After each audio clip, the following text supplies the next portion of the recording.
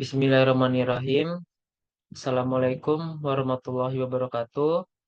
Perkenalkan, nama saya Muhammad Tufail Paiwai dengan NIM 23109112100013. Jadi di sini saya akan menjelaskan anatomi dari 12 sistem saraf kranial atau 12 nervus cranialis. Kemudian saya akan menjelaskan tentang organ-organ sensoris yang ada pada tubuh manusia. Kemudian saya juga akan menjelaskan tentang sistem saraf pusat beserta penjelasan motorik pathway-nya serta sensorik pathway-nya. Sebelumnya saya ingin mengucapkan terima kasih yang sebesar-besarnya kepada dosen pengampu kami, yaitu Dr. Oski Iliandri. Baik, sebelum kita mulai, saya akan menjelaskan terlebih dahulu atau melakukan review terkait sistem saraf yang ada pada tubuh manusia. Jadi pada tubuh manusia itu terdiri dari dua sistem saraf. Yang pertama ada sistem saraf pusat, kemudian ada sistem saraf tepi. Untuk sistem saraf pusat sendiri dia itu disusun oleh dua organ, yaitu yang pertama otak atau encephalon, kemudian ada medula spinalis. Kemudian untuk sistem saraf tepinya itu dia itu mencakup semua saraf selain dari saraf pusat tadi yaitu otak dan medula spinalis. Untuk sistem saraf sistem saraf tepinya itu terbagi jadi 12 cranial nerve ini yang akan kita bahas. Kemudian juga terbagi menjadi 31 pasang sistem saraf spinalis. Baik, yang pertama pada pembahasan kali ini saya akan membahas tentang saraf kranial. Jadi, saraf kranial itu adalah saraf yang berasal langsung dari otak atau batang otak. Ada 12 pasang saraf kranial yang terdapat pada kedua sisi tubuh kita. Saraf-saraf ini dinomori menggunakan angka Romawi berdasarkan posisi keluarnya dari otak dan batang otak. Yang bisa kita lihat dari depan ke belakang. Ini bagian depan otak, kemudian ini bagian belakangnya. Jadi ini untuk saraf kranial yang pertama dan di sini untuk saraf kranial yang terakhir ke-12. Kemudian untuk fungsi utama dari sistem saraf kranial ini sendiri yaitu untuk menyampaikan informasi dari dan juga ke berbagai bagian tubuh, terutama di daerah kepala dan juga di bagian leher, serta untuk berkomunikasi dengan otak. Agar informasi dapat dikirim dan diterima, terdapat dua jenis neuron dalam saraf kranial ini. Yang pertama itu ada neuron aferen dan juga ada neuron eferen. Untuk neuron aferen sendiri, yaitu adalah neuron sensorik yang membawa sinyal dari rangsangan sensorik menuju ke otak. Kemudian untuk neuron eferen, yaitu adalah neuron motorik yang membawa sinyal dari otak untuk menghasilkan respon di otot atau di sel target lainnya. Untuk beberapa saraf kranial ini, ada yang hanya bersifat sensorik atau aferen, ada juga yang hanya bersifat motorik atau eferen, dan ada juga yang bersifat kedua-duanya, yaitu gabungan dari eferen atau motorik dan juga gabungan dari aferen atau sensorik.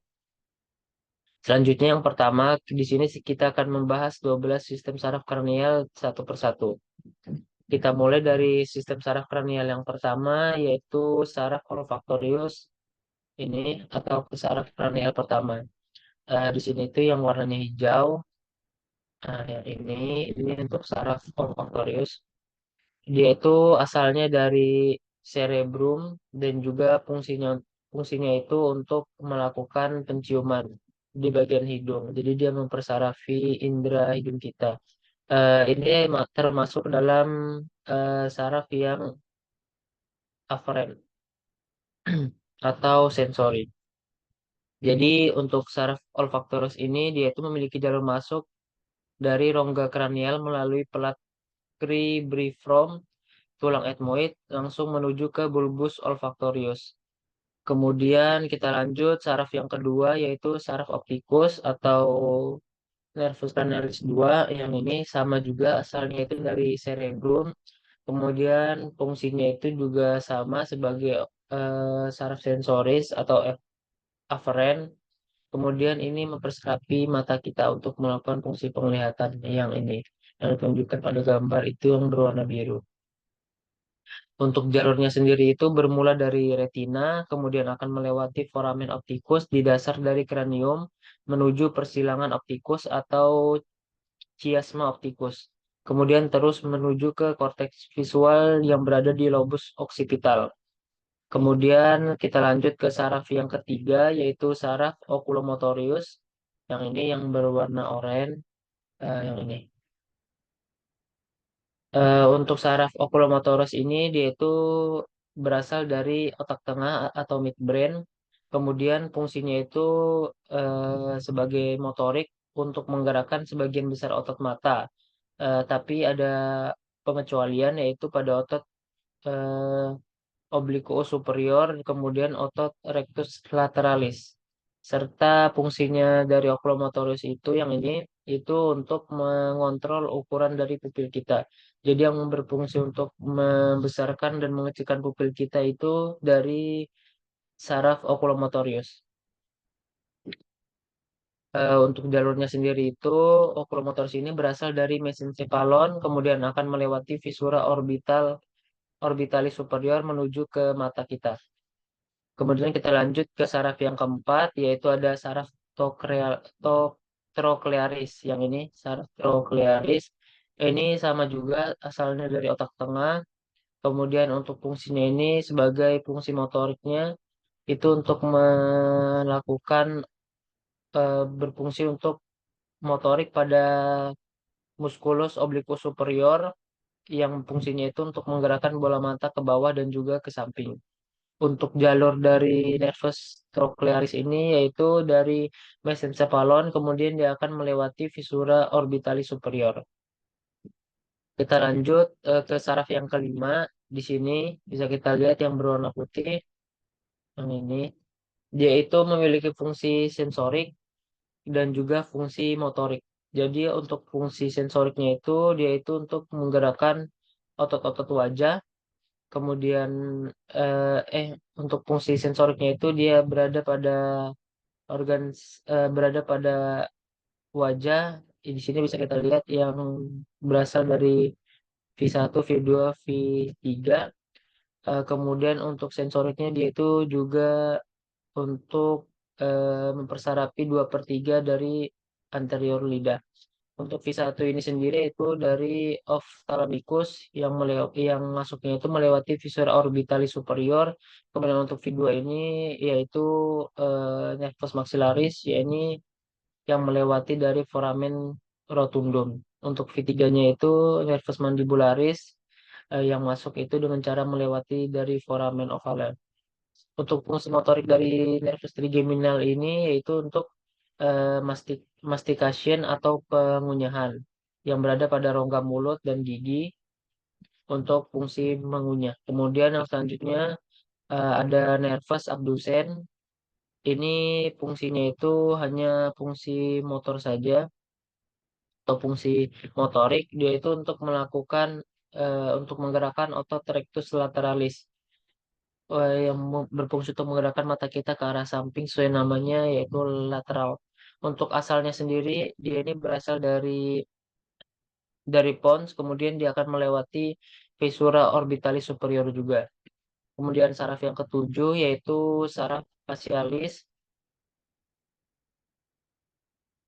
Eh, Dia ini juga memiliki dua fungsi untuk saraf facialis, yaitu fungsi sensorik dan juga fungsi motorik.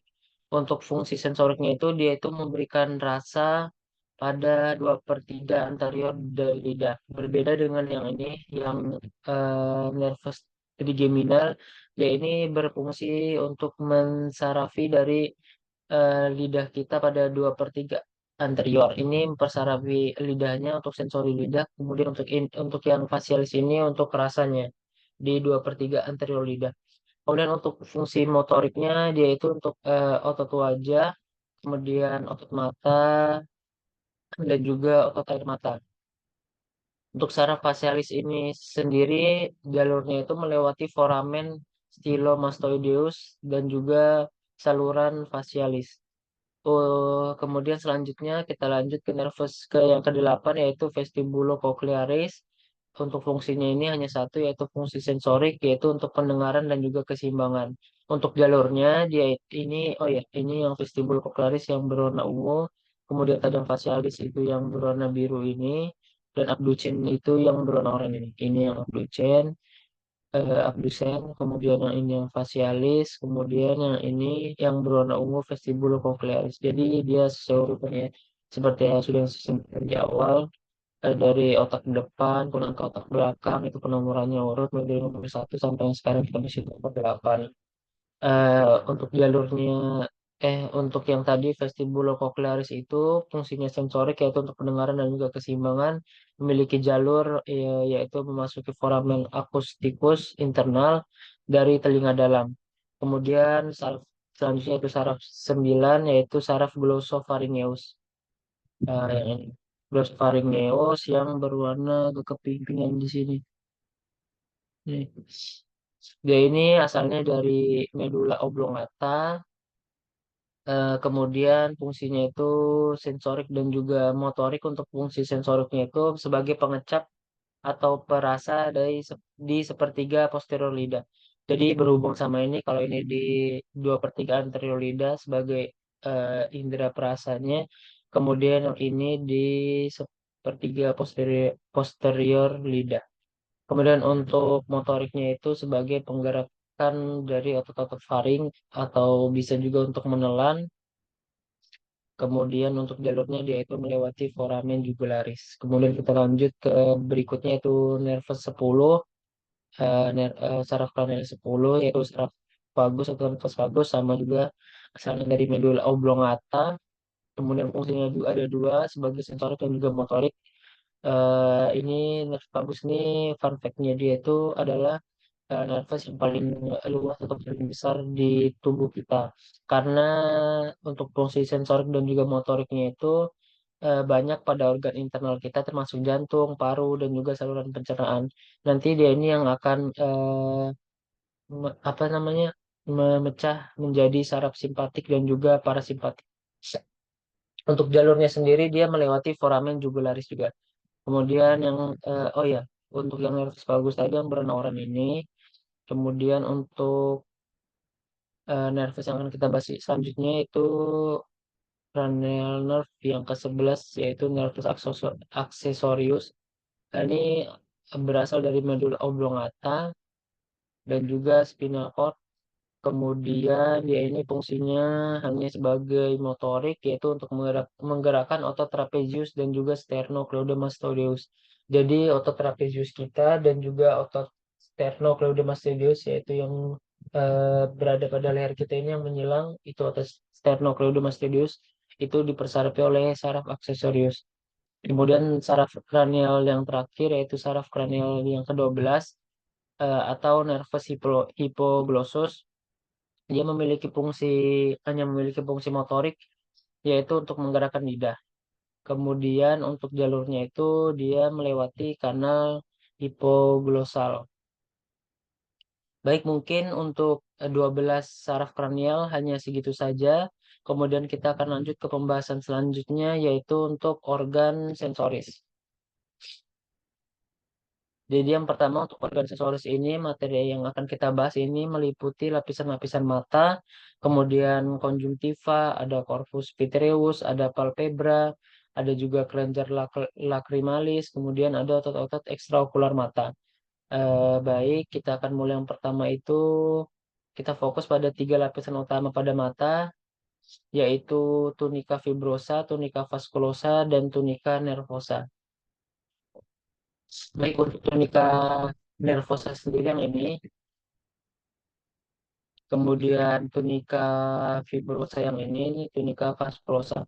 Untuk tunica fibrosa ini adalah lapisan yang paling luar dari bola mata di bagian anterior. Ia fungsinya itu untuk membentuk kornea, sedangkan di bagian posterior dari tunica fibrosa ini akan mengelilingi bola mata dan membentuk sklera. Untuk kornea itu berfungsi sebagai media refraksi yang harus jernih, sehingga bersifat avaskular atau tidak memiliki pembuluh darah.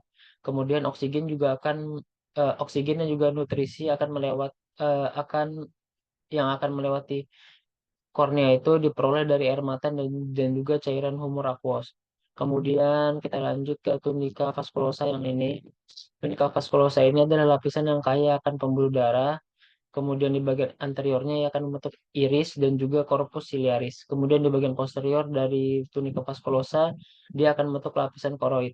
Iris sendiri memiliki fungsi yaitu untuk pengaturan dari pupil kita melalui otot-ototnya, yaitu otot musculus dilatator pupil yang berfungsi untuk dilatasi dan juga musculus sphincter pupil atau eh, yang berfungsi untuk konstriksi. Kemudian terakhir tunica nervosa yang paling dalam yang ini, dia itu fungsinya untuk eh, membentuk retina. Jadi retina ini adalah lapisan sensoris yang sangat penting dalam proses penglihatan. Baik, selanjutnya kita akan bahas lebih detail tentang kornea. Jadi kornea ini terbagi menjadi 5 lapisan nih. Bisa kita lihat di sini. Yang pertama ada lapisan epitel, kemudian ada membran Bowman, kemudian ada stroma, ada dua dua layer dan juga membran Descemet, kemudian ada endotel. Untuk epitel ini dia itu dapat beregenerasi dari arah perifer atau limbus kornea ke arah sentral. Kemudian untuk membran Bowman sendiri dia itu adalah lapisan yang sudah tidak dapat beregenerasi. Dan juga jika terjadi kerusakan akan meninggalkan cicatrix. Untuk stroma ini adalah lapisan yang paling tebal yang ini. Kemudian untuk dual layer atau dan juga membran basement yang ini. Kemudian untuk endotel ini terdiri dari pompa Na dan juga kalium yang menjaga kejernihan dari kornea tadi. Dan fungsinya itu untuk menyerap nutrisi dan juga oksigen dari cairan H2, Ha dan juga air mata. Baik, selanjutnya.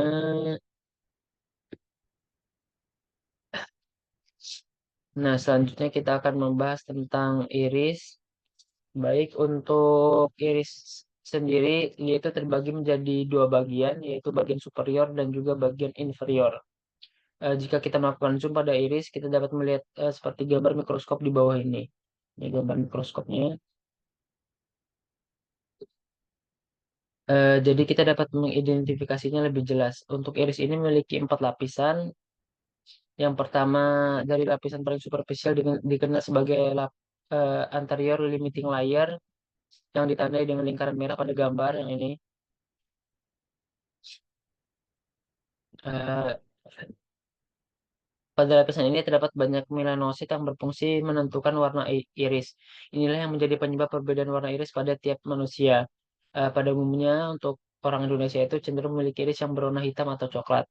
Sedangkan pada individu dari negara barat atau manusia dari luar negeri itu memiliki warna iris yang berwarna biru atau hijau karena disebabkan rendahnya kadar melanosit pada diri mereka.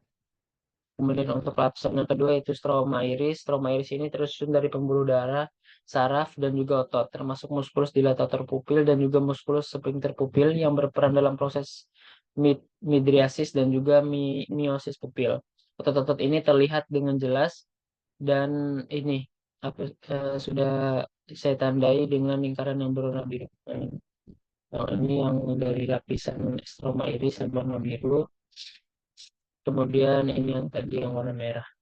Selanjutnya penting juga kita eh, bahas juga yaitu proses midriasis dan juga meiosis. Ketika seorang berada dalam ruangan yang gelap, mata kita akan mengalami proses midriasis atau perbesaran dari pupil yang memungkinkan mata kita untuk menangkap lebih banyak cahaya. Proses ini melibatkan kontraksi dari muskulus dilatator pupil yang memiliki serat otot berbentuk radial. Ketika otot berkontraksi, pupil kita juga akan melebar. Sebaliknya, ketika terjadi kondisi terang, maka pupil kita juga akan mengecil, ditandai dengan muskulus sphincter pupil kita yang akan berkontraksi dan menyebabkan pupil kita menjadi menyempit atau proses yang dikenal sebagai meiosis. Kemudian dalam aspek klinis itu seorang mahasiswa kedokteran akan sering melakukan pemeriksaan yang disebut dengan relatif apparent pupillary defect. Ketika cahaya diarahkan ke mata kita, pupil seharusnya akan mengalami meiosis, yaitu penyempitan untuk mengurangi jumlah cahaya yang masuk. Normalnya, jika cahaya diarahkan ke mata kanan, maka pupil pada kedua mata seharusnya akan mengecil. Jadi, pada masa kedokteran itu ada skill lab. Jadi, Cara mengeceknya itu dengan cara seperti ini. Kemudian jika kita menyenter ke mata kita ke arah sini, pupil pada bagian mata kanan kita itu harusnya mengecil dan bersamaan dengan pupil pada bagian mata kiri kita itu seharusnya untuk normalnya itu juga akan mengecil. Namun jika terjadi defek ada salah satu mata misalnya pada mata kiri kita, maka cahaya eh, dan cahaya yang diarahkan ke mata kanan, maka kedua pupil kita ini tetap akan menyempit. Hal ini disebabkan oleh adanya persilangan pada nervus opticus yang sudah saya sebutkan di awal tadi. Ada persilangan pada bagian nervus opticus itu yang bernama chiasma opticus. Oleh karena itu, meskipun cahaya hanya diterima oleh satu mata, efeknya akan terlihat pada kedua pupil.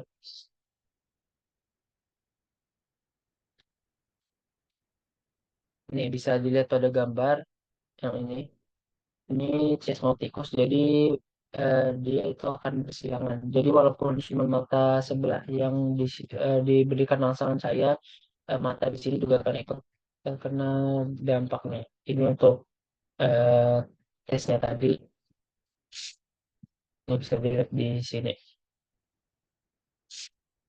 Kemudian kita lanjut, ini ada lapisan epitel layer dan juga posterior epitel layer yang merupakan lapisan paling dalam. Baik, di sini kita akan lanjut lagi membahas mengenai corpus ciliaris. Jadi corpus ciliaris ini sendiri terdiri dari dua bagian, yaitu bagian superior dan juga bagian inferior. Di superiornya, kemudian yang ini yang inferior. Gambar ini menunjukkan bahwa corpus ciliaris terdiri dari dua bagian, yaitu pars plicata, kemudian ada juga yang untuk pars pelikata sendiri yaitu yang merupakan area berlipat-lipat dan juga ada area selanjutnya itu pars plana atau daerah yang halus. Pada pars plicata sendiri terdiri dari musculus ciliaris dan juga processus ciliaris. Untuk musculus ciliarisnya itu berfungsi sebagai akomodasi dari lensa. Penting bagi kita untuk dapat membedakan fungsi musculus ciliaris ini dengan musculus dilatator dan juga sphincter pupil yang sudah saya bahas sebelumnya. Untuk musculus dilatator dan juga sphincter pupil tadi hanya mengakomodasi dari pupil kita, tetapi yang untuk musculus ciliaris ini berfungsi untuk akomodasi dari lensa mata. Prosesus ciliaris sendiri memiliki dua tipe epitel, yaitu epitel berpigmen dan juga epitel tidak berpigmen. Prosesus ciliaris berfungsi sebagai tempat melekatnya zonula zini, yaitu ligamentum suspensorium yang mengikat lensa. Epitel yang tidak berpigmen berfungsi untuk menghasilkan cairan humor aquos. Kemudian untuk pembahasan mengenai kerja dari musculus ciliaris menunjukkan bahwa otot ini memiliki dua jenis serat, yaitu yang pertama ada serat sirkular dan juga ada serat meridional. Ketika musculus ciliaris berkontraksi, serat sirkular berfungsi untuk mengendurkan zonula zini, sehingga lensa akan menjadi cembung. Proses ini penting dalam mekanisme akomodasi mata, di mana lensa harus beradaptasi untuk memfokuskan cahaya pada objek yang berbeda. Sebaliknya, ketika musculus ciliaris dalam keadaan relaksasi, maka zonula zini akan tertarik dan meregang, menyebabkan lensa menjadi lebih datar. Hal ini terjadi karena saat meridional yang berfungsi untuk menarik zonula zini ketika otot dalam kantung tidak aktif. Nih, ini adalah proses dari akumulasi lensa. Jadi untuk zonular fiber thicken, ini zonular fiber ketika dia lagi relaksasi, bisa kita lihat di sini kaitannya dengan lensanya. Ketika relaksasi, maka lensa kita akan lebih cembung. Kalau sedang melakukan kontraksi akan lebih cekung atau lebih datar. Kemudian penting juga untuk kita catat bahwa kerja dari musculus ciliaris ini sangat dipengaruhi oleh bentuk serat ototnya. Oleh karena itu, pemahaman mengenai struktur dan juga fungsi dari serat otot ini sangat diperlukan untuk memahami mekanisme akomodasi yang terjadi di dalam mata. Baik, selanjutnya kita akan membahas tentang humor aqueous. Jadi humor aqueous ini sendiri itu cairan yang mengisi pada bagian mata kita. Dia itu tersusun atas 99,9% air Kemudian untuk media itu untuk membuang hasil metabolisme struktur avaskular sekitarnya, yaitu dari kornea dan juga lensa. Kemudian untuk mengisi chamber anterior atau BMD yang merupakan media refraksi. Untuk indeks biasnya itu yaitu 1,33. Kemudian ada juga fungsinya itu untuk mempertahankan tekanan pada bola mata. Kemudian kita bisa lihat di sini ada trabecular outflow dan juga ada uvascleral uveoscleral outflow. Jadi untuk trabecular outflow ini dia itu sekitar 80 sampai 90% dari BMB, kemudian dia akan melewati iris, kemudian masuk ke BMD, kemudian ke trabecular menstrual, kemudian ke kanal scelium dan juga masuk ke vena episclera. Untuk uveoscleral outflow-nya itu hanya sekitar 20% dari BMB melewati iris, kemudian BMD, kemudian dia ke jalur skleral, kemudian ke vena episclera.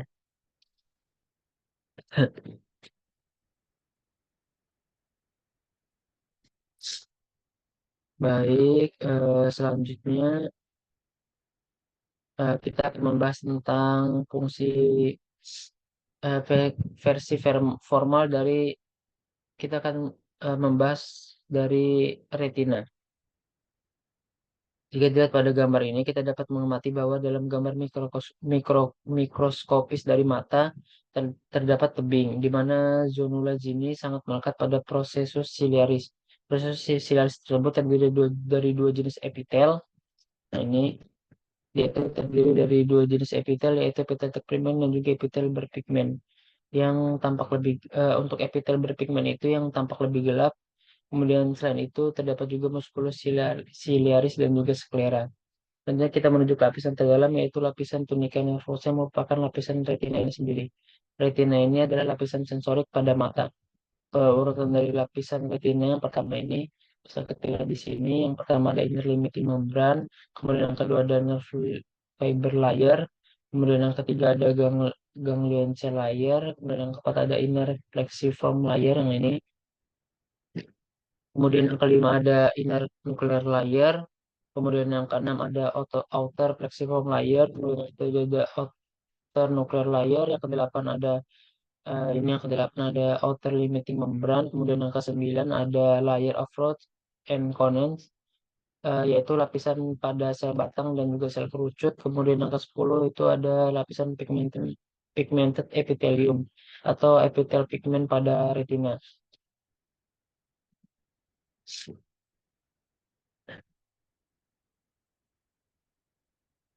Kemudian perlu kita ketahui bahwa terdapat celah potensial antara lapisan ke-9 dan juga ke-10. Meskipun lapisan ini tidak melekat secara langsung, tetap ada hubungan yang kuat antara keduanya. Hal ini disebabkan oleh adanya filamen dari epitel pigmen di lapisan ke-10 tadi, serta dorongan dari lapisan di atasnya yaitu lapisan ovea, serta dorongan dari dalam yang berasal dari corpus vitreous. Vitreous yang terisi oleh gel memberikan dorongan dari dalam, sedangkan sklera dari kornea memberikan dorongan dari luar. Semua faktor ini menyebabkan retina tetap terjaga dengan baik. Ini jika dilihat dari retinoskop. Jadi ketika cahaya masuk ke mata, cahaya tersebut akan melewati semua lapisan retina dan hanya ketika mencapai lapisan ke-10, barulah cahaya tersebut diserap. Cahaya tersebut melewati lapisan 1 hingga 8 dan baru diserap di lapisan ke-10. Kemudian ini untuk otot ekstraokular mata, di sini ada uh, inferior rectus, kemudian ada maxilla, ada inferior obliquus, ada rectus lateralis, ada nervus opticus, ada rectus superior, umbilical superior, kemudian ada tulang frontalis, ada levator palpebra superior. Bisa dilihat di sini. Ini ada fungsi-fungsinya dan juga arah-arahnya. Kemudian selanjutnya kita bahas ke organ sensoris berikutnya, yaitu organ telinga. Baik untuk organ telinga sendiri, yang pertama kita bagi menjadi ada struktur telinga luar, kemudian telinga dalam, dan juga telinga tengah dan juga telinga dalam. Untuk telinga luar ini atau auricula yang berbentuk seperti lingkaran. Nah, ini ada helix, ada scapa, ini ada entelix, helix, ada tragus, kemudian ada cavitas concha, ada incisura anterior, ada cross helix. Baik, kemudian kita lanjut ke slide berikutnya. Di sini bisa kita lihat bagian dalam dari auricula terdapat otot yang sering kali mengalami rudimentasi pada beberapa individu sehingga tidak dapat bergerak. Tentunya kita akan membahas tentang meatus acousticus externus. Meatus acousticus menjadi dua bagian, yaitu bagian media yang tersusun atas kolong dan lateral tersusun atas cartilago. Kemudian 2/3 bagian medial terdiri dari tulang, sedangkan sepertiga bagian lateral terdiri dari kartilago. Di dalam meatus ini terdapat sel-sel penghasil sekresi seperti serumen dan juga keringat. Pada anak-anak, meatus acousticus externus ini relatif pendek yang kalau pada orang dewasa lebih panjang, kalau pada anak-anak itu lebih pendek. Di ujung dari meatus acousticus externus dapat organ yang berbentuk seperti piringan, yaitu membran timpani. Membran timpani ini memiliki dua bagian yang dapat dibagi menjadi dua area, yaitu pars tensa dan juga pars placida. Nih, ini pars tensa, kemudian ini pars placida. Kemudian kita lanjut. Ini untuk membran timpani ini terbagi menjadi 4 kuadran. Ada yang pertama anterior upper kuadran, yang kedua ada anterior lower kuadran, kemudian yang ketiga ada posterior lower kuadran, yang keempat ada posterior upper kuadran. Kemudian kita lanjut lagi ini untuk telinga tengah, ada di sini ada caput malei, kemudian ada proses lateralis, proses anterius, manubrium malei, ini ada proses longo, proses breve, ada articulatio incudos petapedialis, ada crus posterior. Kemudian kita bahas lagi ke telinga dalamnya. Di telinga dalam ini terdiri dari dua struktur utama, yaitu adalah labirin osseus dan juga labirin membranosa. Telinga telinga dalam kita ini seringkali disebut sebagai labirin karena strukturnya mirip dengan labirin. Dalam labirin osseus terdapat labirin membranosa yang bersih cairan ini membran timpani, ini malleus, ini ada infus, ada kanalis semicircularis, ada stapes, untuk cavitas timpani. Ini yang sering disebut dengan setengah lingkaran, ada infus, malleus, dan juga stapes. Ini cochlea yang ini.